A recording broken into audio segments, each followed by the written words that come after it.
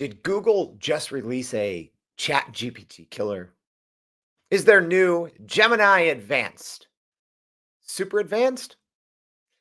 I'm going to let you know my thoughts and some of our testing today on Google Gemini Advanced. So, welcome. My name's Jordan Wilson, and I'm the host of Everyday AI. We're a daily live stream, podcast, and free daily newsletter helping everyday people like you and me not just learn what's going on in the world of generative AI, but how we can all actually leverage it. That's what it's all about. Learning things in today's day and age actually doesn't mean anything because there's too much to learn. You have to be able to understand what's important and how to make it work for you to grow your company and to grow your career. That's what we're all about here at Everyday AI. So, thank you for joining us. And today we're going to be going over Google Gemini Advanced, 7 things to know about the new Google Gemini Ultra 1.0. Yeah, a lot of buzzwords today. We're going to be getting to them. Hey, if you're listening on the podcast, thank you very much. Appreciate your support. Check out the show notes. As always, a lot of great resources in there and a couple hidden offers. I don't know. Yeah, you got to scroll down, find those some nice free offers in there for some free training. But make sure to go to youreverydayai.com and sign up for the free daily newsletter. And on our website, I tell people, it is like a free generative AI university. We've had now more than 200 shows across all aspects of generative AI, but you can even go on our website. We have these things called learning tracks. So if you want to know about AI in entrepreneurship or AI in healthcare or AI in your career, we have literally dozens of podcasts dedicated to all these different categories. You can go back and read every single newsletter we've ever written as well. I don't know a single other resource in the world that has more free generative AI information than our website does. No joke. Or as the kids say, no cap. All right. So before we get into Google Ultra and Google Advanced, what is it called? What is with this naming mechanism? All right, before we get to there, we're going to start, as we always do, with the AI news. All right, so Midjourney, 2 pieces of news out of most people's favorite AI image generator, but their new alpha website is rolling out to more users and is now available to most users who have generated at least 1,000 images so far. So if you're looking to get off their Discord server and to work on their website, check, you may have access now. The other piece of Midjourney news that I think is pretty important, but the company is considering banning political images on their platform to prevent the spread of fake images and disinformation during the upcoming US presidential election. However, this may not effectively present the use of AI tools at large in political manipulation as a whole. So we may not see, images of Donald Trump or Joe Biden, doing all these nefarious things that people are using. So keep an eye on that. That would actually be, I think, welcomed news because right now Midjourney is getting to the point with its newest V6 rollout. It is actually very hard to tell. I've taken probably 250,000 photos in my life with a DSLR camera. Used to kind of be in photography. It is so hard to tell the difference between Midjourney V6 images and actual images from real life. All right, speaking of banning or clamping down on misinformation and disinformation, the FTC has banned AI robocalls. All right, so here in the US, the Federal Communications Commission has made a unanimous decision to outlaw AI-generated robocalls under the Telephone Consumer Protection Act, targeting scams and misinformation. So this ruling empowers the FCC to fine companies and give call recipients the right to take legal action. Let's go. All right. So the FCC has outlawed these robocalls using AI-generated voices and can now issue those fines and block service providers as well. So state attorneys general now have a new mechanism to crack down on violators, and individuals can potentially recover up to $1,500 in damages for each unwanted call. Hey, now I'm kind of welcoming them. I get them all the time. Stack up some cash. We can finally pay for this everyday AI thing, right?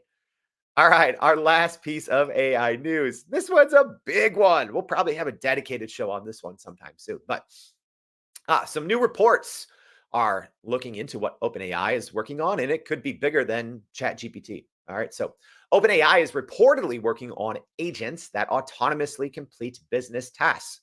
So according to a report from The Information, OpenAI is working on creating agent software that can automate complex tasks by taking control of a customer's device. So the product has the potential to be almost as revolutionary as their other product, ChatGPT, and just the GPT technology that thousands of companies take advantage of. Right. So here's essentially how it works. There could be, according to reports, two different agent types. So one agent that can literally take over your device and control it, right? And then the other one, which can perform actions for you on the web. Okay, so think of like RPA, but by using OpenAI, right? So robotic process automation. So OpenAI's new product aims to automate tasks such as data transfer and report filing for users. This product could have obviously a significant impact on just about everything. And OpenAI faces competition from other companies such as Google in this space. There's a lot of people working on AI agents behind the scenes, reportedly. But these agents have potential applications in filling the gaps everywhere in enterprise apps where APIs are not currently available. So think of how right now, you can use GPTs in OpenAI to perform certain tasks, but they kind of always happen within ChatGPT. So think of now if that could happen everywhere on the web. That's reportedly what OpenAI is working on. Woo! A lot going on in the AI news today. This is wild, right? Hey, thank you all for joining us. And I want to know from you, Ted, actually. Thanks for joining us. But to Megan and Carolyn and Christy and everyone, thanks for joining us, Brian. Hey, Douglas knows, Douglas knows. He said, ready to buckle up for Gemini. Not a lot has changed. And Douglas left us a flame emoji and a poop emoji. Hey, Rolando, thanks for joining us. He said, good morning, all. Awesome PPP class last night. Thank you. He says, thank you for democratizing AI. Rolando, thank you for coming. Yeah, we do our free Prime Prompt Polish Prompt Engineering 101 course. So if you want access, if you want to learn better prompt engineering, it's free. And at the end, there's more free stuff. So, all right, let's get to it. And let me know. Yeah, like Aline is asking here, who has tried Gemini? Well, I've tried Gemini. I'll let you guys know what's what, at least in my testing so far. So let's get straight to it. Well, actually, let me answer first some of the questions that I started the show off with.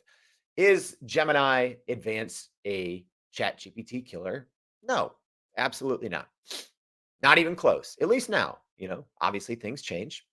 I maybe was able to play around for an hour or so. A couple times. I did a 20-minute video when it first came out. I played around with it a little last night. I played around with it a little this morning. So I've had three different stages so far of using the new model from Google. So I don't think it's going to be a ChatGPT killer. Anyone that's writing that on the web, on Twitter or LinkedIn or wherever, I mean, they're just trying to get your clicks or to get you to sign up for something. As always, we bring facts, y'all. We bring facts. So let me first hit rewind. So if you're not very familiar, a lot of different companies have their own large language models, right? So OpenAI has their large language model GPT-4, and it's used in ChatGPT, right? Anthropic has their model Claude 2.1. Microsoft has Copilot, which is powered by GPT-4 and other technologies, right? So all these large language models and these big companies, they're always updating them. So Google's is a little confusing, I think. So Google originally had Google Bard, all right? And Google Bard was powered originally by Lambda 2, Palm 2. So recently, a couple months ago, it was it was the day I was in the AI summit in New York City. So that would have been December 6th. So I believe on December 6th or December 7th, Google released Gemini. So for the last 2.5 months, Google's large language model, Bard, was being powered by Gemini Pro. All right. So a lot of, naming and buzzwords. So now Bard is dead. There is no more Bard. All right. Google Bard does not exist. So now Google is taking the naming of just the model, which is Gemini. Personally, I like it better, but it's confusing. Okay, so now it is Google Gemini, and there's two different flavors, at least right now, available if you're using Google Gemini on the web. So if you go on, even if you type in Bard now, you're going to be redirected to Gemini. But so now if you use Gemini, you have the free version, which is free 99. It's always free, right? And you're using the Pro model. All right. So you're using Gemini Pro, which is a tier down. And then Gemini Advanced, okay, is technically the Gemini Ultra 1.0. So different models. So similarly, you can think of it like this. How if you're using ChatGPT, there's 3.5, which is free, and then there's GPT-4, which is paid. The same thing now, right now within Google. Google Gemini Pro is free. Google Gemini Ultra is now $20 a month. There is a 2-month free trial. So I'm sure that's going to stick around, but maybe not. So if you do want to check out Google Gemini Advanced for yourself that uses the Ultra model. See, it's so confusing, right? Because we went from just Google Bard to now there's Google Gemini, and then there's Google Gemini Advanced, and Google Gemini Advanced is powered by Ultra, but normal Gemini is powered by Pro. Yeah, it's a lot of back and forth, right? All right, but let's talk about some of the differences or some of the advantages to the new model. So to the Ultra model available in the $20 a month Gemini Advanced. So it is using the 1.0 model, which Google says is its most capable AI model, state-of-the-art performance, designed for highly complex tasks. And it will be available soon, coming to Gmail, Docs, and more. All right, so integrating with some of those other platforms, which right now it does not do. All right, so this is just the marketing language. Y'all know me, like I always tell, hey, here's the marketing language, and then I tell you what's really happening, or at least my experience so far. So from Google, here's what they're saying. So they're saying Gemini Advanced can be your personal tutor, creating step-by-step instructions, sample quizzes, or back and forth discussions tailored to your learning style. They're saying also it can help you with more advanced coding scenarios, serving as a sounding board for ideas and helping you evaluate different coding approaches. All right. And then it says also it can help digital creators go from idea to creation by generating fresh content, analyzing recent trends, and brainstorming, improving ways to grow their audiences. All right. So that's the corporate speak. That's the marketing.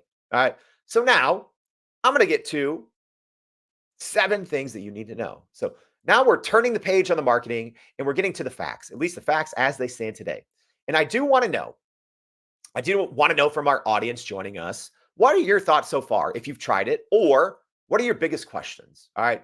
Again, I do have to preface this.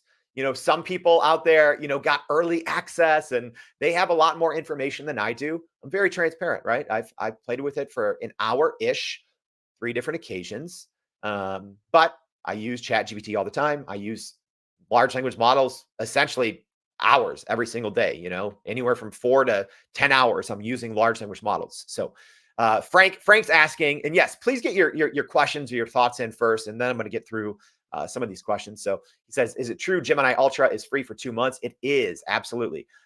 Frank asking, as a copywriter, which is better, or when would I use one versus the other? Yeah, so if you're talking about ChatGPT versus Gemini Ultra, I will say right now, Gemini Ultra has a little bit more of a personality, which I like, than other large language models. However, and you'll see, I don't think the personality is as important, right? There's a little more flair in its writing by default, which you can get to by using other large language models with a little bit of training. I do think by default, Gemini has a little bit more personality, which is fun. It makes using it, I think, a little more enjoyable. Whereas sometimes, using your Chat GPTs, your Anthropic Claude, even your Copilot, it's a little dry and robotic, but that doesn't matter if there's errors. All right, we're going to get to that in a second. All right, so let's just get straight into it now. Let's talk about the 7 things you need to know. So number 1, it's not available to all workspace users right now. All right, which is a huge deal. Also, Google makes it, I'm not going to say impossible, but you have to have a PhD in clicking around like Google's sphere of thousands of products to even find out if you're eligible for this new Google Gemini Advanced, right?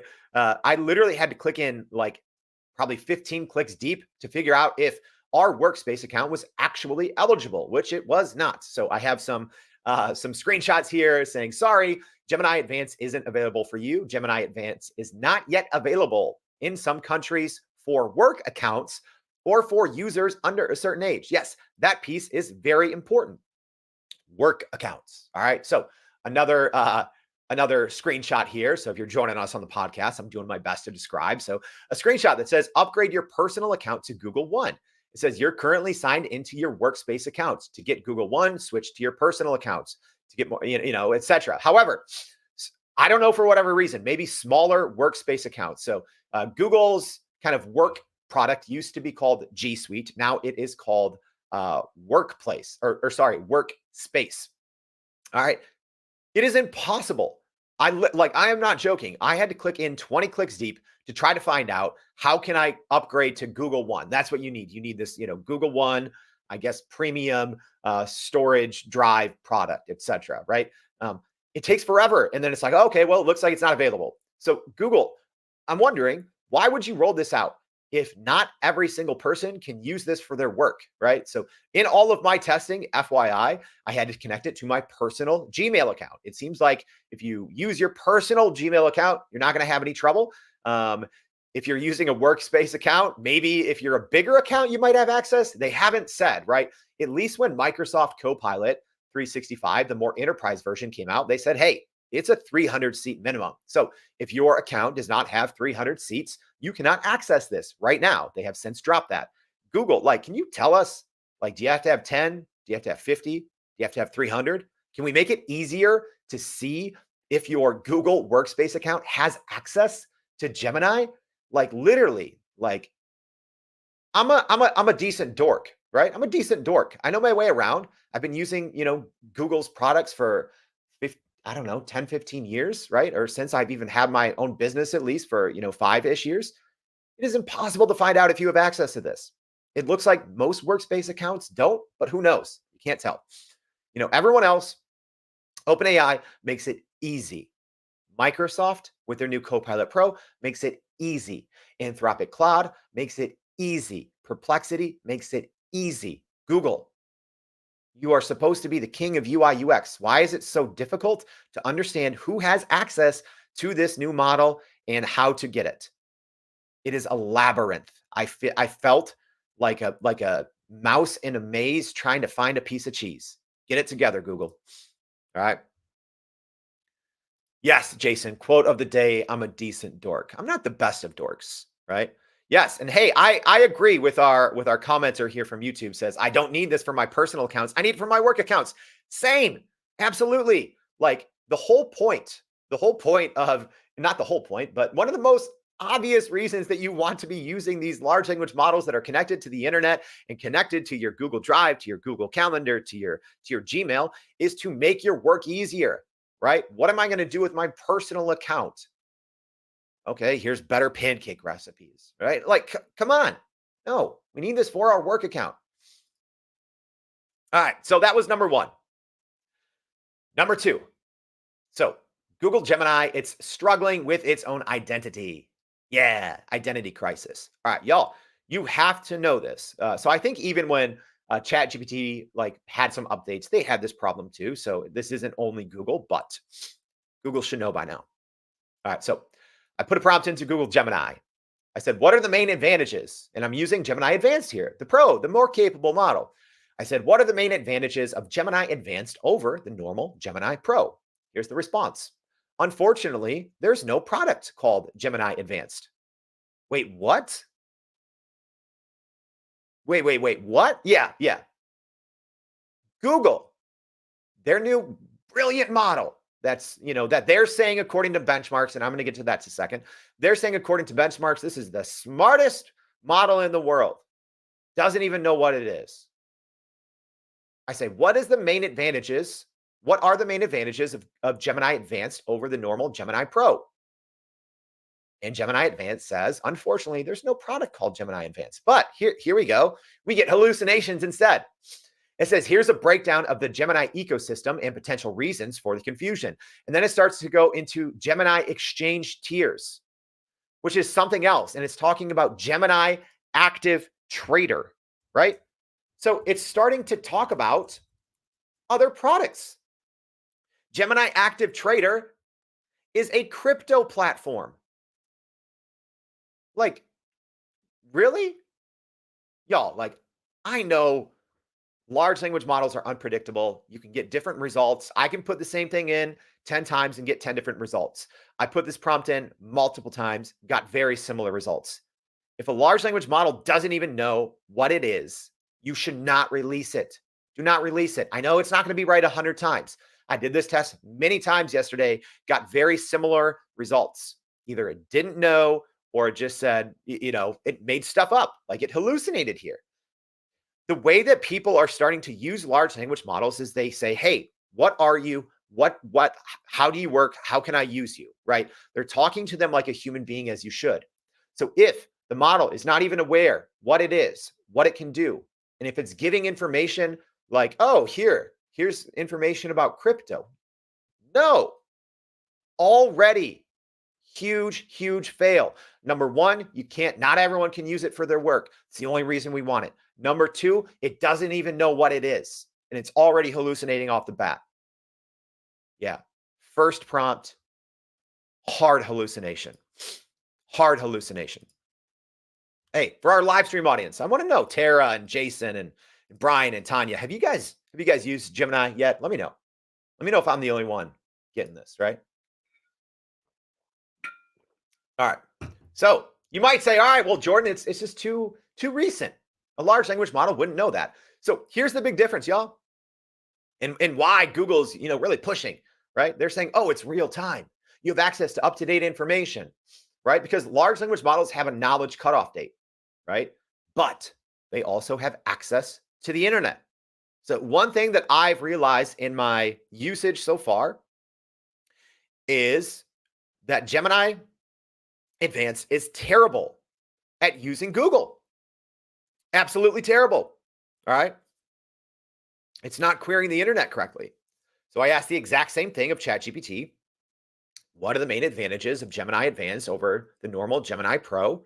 And obviously, ChatGPT got it right. It used Browse with Bing, and it says the main advantages of Gemini Advanced over Gemini Pro include enhanced features for both professional and personal use, blah, blah, blah. Advanced coding and development support. Y'all, like, if your main competitor can teach people more about your model than your own model, there's something wrong. Don't you have like the basics in your system prompt that always reminds your model who it is, what it can do, what it's capable of, the do's and the don'ts, right? Like ChatGPT has a system prompt. Every time you hit enter, anytime you say anything, it has this list of things that it tells itself, and it reminds itself, do this, don't do this, right? They're not system prompts inside Google Advanced. Does it not literally know who it is and what it can do? Y'all, this is wild. All right. So we're sticking with the number one. It doesn't, sorry, we're going back here. So it's struggling with its own identity. So it doesn't know what's current. That's what I'm saying by struggling with its own identity. It doesn't know anything, really. Not anything, but it doesn't know so many things, right? Another thing. So using Gemini Advanced, who is playing in the Super Bowl this week? Very simple answer. If I put that into Google, I obviously get the right thing. If I put it into Gemini, here's what I get. Gemini Advanced again. So it says Super Bowl 58 will be played on February 11th, 2024 at the Allegiant Stadium in Las Vegas. The teams playing in the Super Bowl this year have not been decided. Oh, interesting. That's news to the teams that in 48 hours are going to be playing for the Super Bowl. I hope someone at Google tells those teams, hey, teams, we just decided. We're going to decide in an hour after this episode's done who's playing in the Super Bowl, right? Google, come on. Like, love your products. I'm sure there's great power to behold in the Gemini Advanced, but so much is trust and transparency, right? Either say you know it or you don't. Don't give us false information. At least to me, it doesn't look like Gemini Advanced was really put under any QA, right? Obviously, I'm sure there's tens of thousands of the smartest people in the world working on this product before they released it yesterday. But like what's going on? This is bad. Obviously, I asked the same thing for ChatGPT. It knows that the 49ers and the Kansas City Chiefs are playing. Good thing OpenAI told them. The Chiefs and the 49ers wouldn't have known if they would have listened to Google Gemini. All right, another one. Ready? Facts are important. Facts are important. So in Gemini Advance, who won the US primary election in New Hampshire? Primary election was a couple of weeks ago. Gemini Advance. Reply. Elections are a complex topic with fast changing information. To make sure you have the latest and most accurate information, try Google search. Is anyone else just like scratching their heads? So I'm like, okay, so if you want me to talk or use any information over the past, I don't know, year, 2 years, like what am I supposed to use Gemini Advanced for? Just like US history? Like, am I supposed to use it only for things from like 2019? Like you can't pull up things that happened weeks ago? Like, is there no situational awareness? Is there no time awareness? Like, what's going on?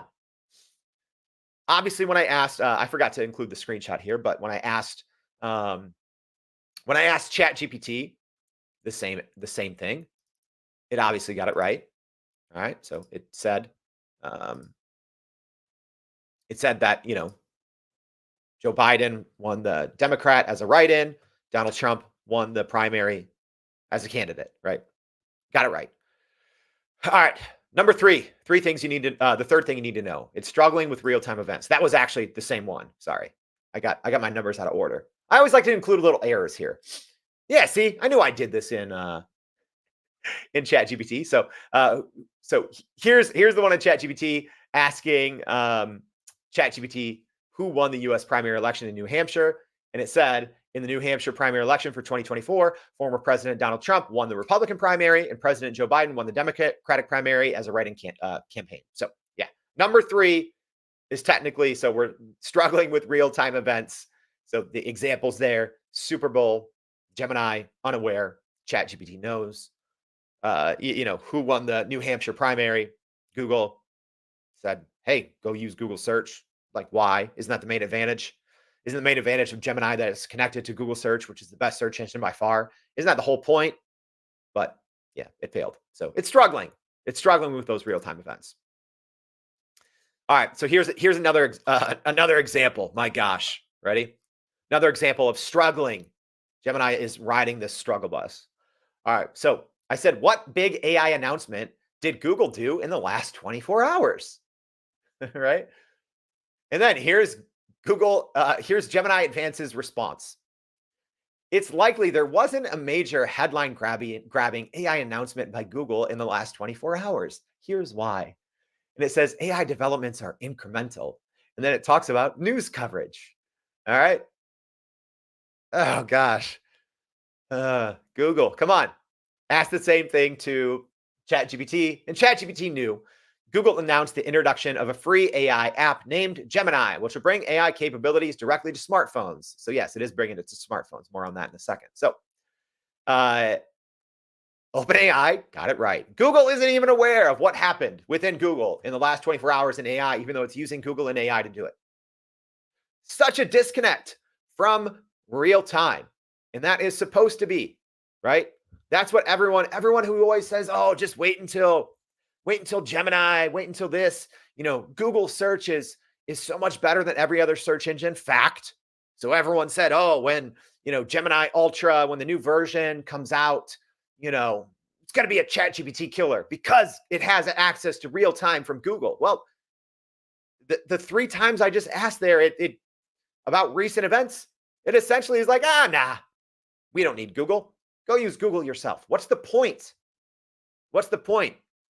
Either just don't provide real-time access or don't provide information, because half the time we're getting half-truths, hallucinations, or just like saying, oh, like this, there was no announcement. Oh, yeah, there was a pretty big announcement. Oh, gosh. Number 4, y'all. Yeah, I like this. Jay says, Jay joining us live. Gemini, marketing ploy to use Google search, more ad revenue. Yeah, I don't understand this. I don't understand this. Jason says, sounds like I would not be using this. Yeah, I can't use it right now, if I'm being honest. Like I said, there's some advantages. It has some personality. I did some live testing yesterday. It did really well at coding, right? But ChatGPT did just as good. So, I don't know. I haven't found a use for it yet. I hope to prove wrong. Like, I hope to be proved wrong because Google obviously is the best search engine. Why can't we bring that power to Gemini? It feels like, if anything, Gemini is actually being crippled by its integration to Google search because it's causing it to hallucinate. If I'm being honest, maybe Google should be working with Browse with Bing. It should be using, I don't know, like, why is it not working? I know that's harsh, but why is it not working? All right, number 4, it's struggling with some reasoning and logic. All right, Google advances. Here's a simple example, right? Very simple example. So I'm saying, please write me 3 short jokes that start with the word what and end with the word blue. Simple enough, right? So, uh, Gemini Advanced got only one of them right. So it said, what did the ocean say to the beach? Nothing. It just waved and looked a little blue. Actually kind of funny, right? But the other two, it started with what, ended with cheese. Then it said the other one was what and ended with blueberry. So it got like 1.5 out of 3, right?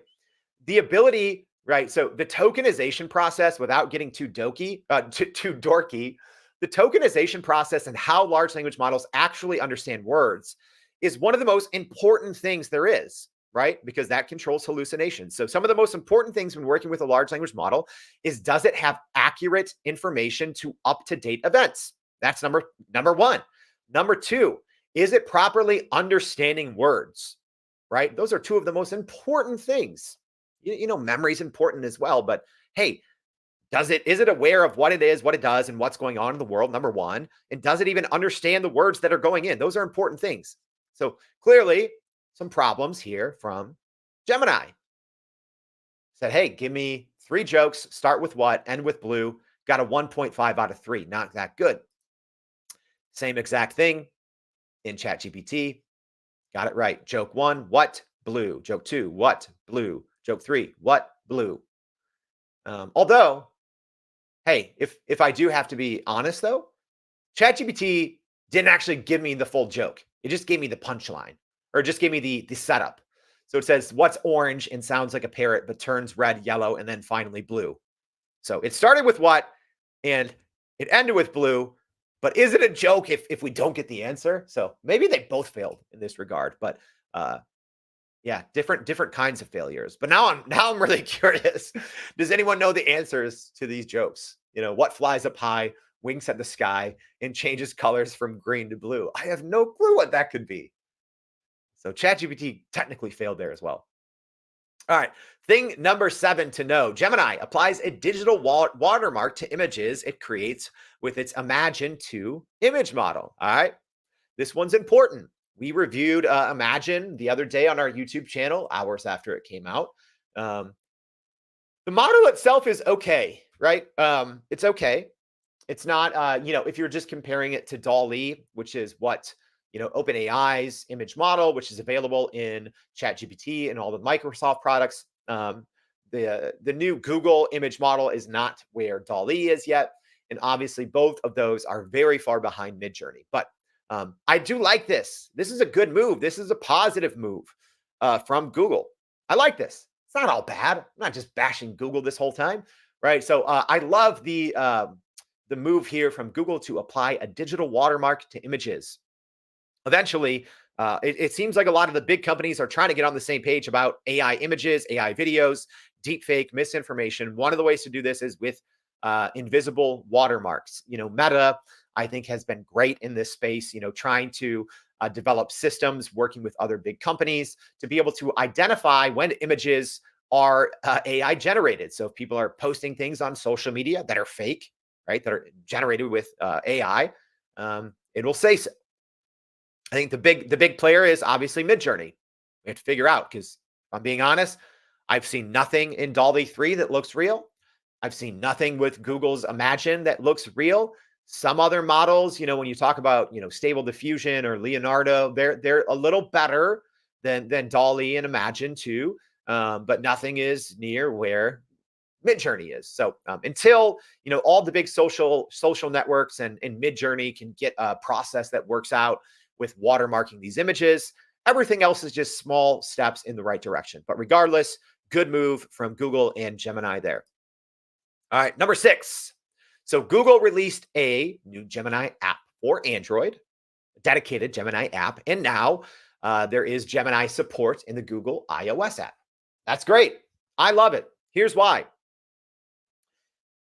Even as little use case that I found so far out of Gemini Advanced with the new Gemini Ultra model, I would still, if I'm on the go, I would still rather use, if my choices were, okay, I can use Gemini via the Google app on my iPhone, or I can use Siri, I'm going to use Google Gemini, right?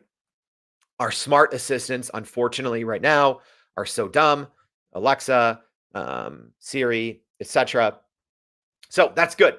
I like Google bringing this the Gemini model to the phone. Now you just have to make it work. You got to make it work. You got to make it aware of who it is and make sure it can actually properly integrate with Google search. All right, and real-time information. All right, here's our last one, y'all. And if you have questions from our live audience, get it in. Hey, and did you guys know? I mean, I should say this. This is a live, unedited podcast. That's why I sometimes say this is the realest thing in artificial intelligence, right? We come to you live. We bring this live. We do things live. We bring facts. We bring receipts. So I hope y'all enjoy this. All right. But also sorry sometimes because I go on rants that otherwise we'd edit out. All right, so here we go. Number 7, Gemini Ultra outperformed GPT-4 on many benchmarks before its public release. Yes, so this is a fact, but also how I wanted to end the show. All right, because when Google first released Gemini Pro, which is now the model powering the free option of Gemini, they came out with a bunch of reports benchmarking these models against the biggest names out there. So against essentially GPT 3.5 from OpenAI and GPT-4 from OpenAI, right? Those are the most powerful models, and you had other models on there as well, other great models. However, one thing that is important to note is at the time they were saying and showing that, oh, Gemini Ultra is outperforming everyone, right? Essentially, there's one important test, right? One important benchmark called the MMLU, which is the Massive Multitask Language Understanding. Okay, so what that is if you follow large language models closely, this is what at least the experts who are much smarter than me argue is the best benchmark to see how truly capable a large language model is. They say this is the one that is closest to the ability of like human understanding or human reasoning. So, according to Google, Gemini Ultra outperformed every model on the MMLU, even GPT-4. However, and I did a whole 1-hour episode on this because I think when Google first rolled out Gemini Pro, which at the time was just Google Bard, but it was being powered by Gemini Pro.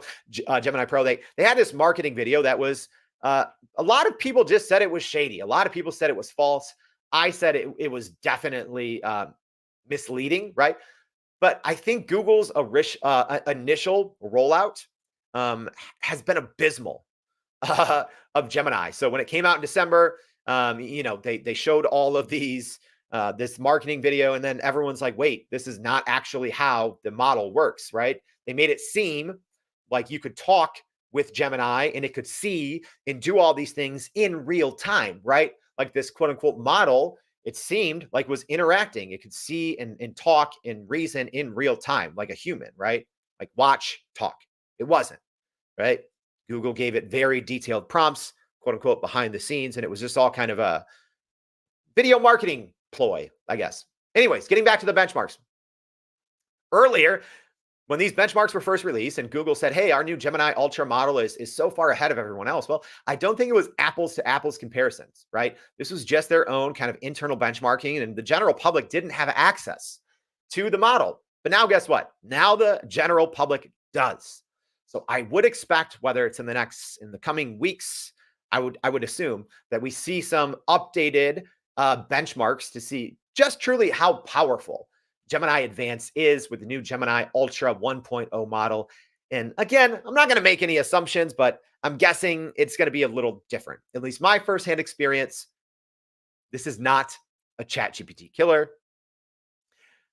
This is not something that, at least right now, I'm going to, I signed up for the free 2-month trial. So I'm going to continue to try it out. Right now, I don't have any use case for this. I don't, right? Even if this was free right now, I don't have any use case. I'm going to keep trying. I assume that this new model is going to improve, but I don't see a use case for it right now, right? It's terrible at using Google search. It doesn't do well with real-time events, at least in my limited testing, right? It doesn't even know what it is, right? Yes, it's good at coding. It's fast. It has a little bit of personality, which I like, but I'm pretty good at ChatGPT. I can do all those things very well in ChatGPT. ChatGPT has outside plugins. Right now, you can't even use Google for work. You can't even use the Google Gemini product for most. If you have a Google Workspace account, good luck. If you found your way out of the maze, let all of us know how you did. But right now, we can't use it for work. It doesn't even know who it is. It doesn't understand real-time events. So what is the use?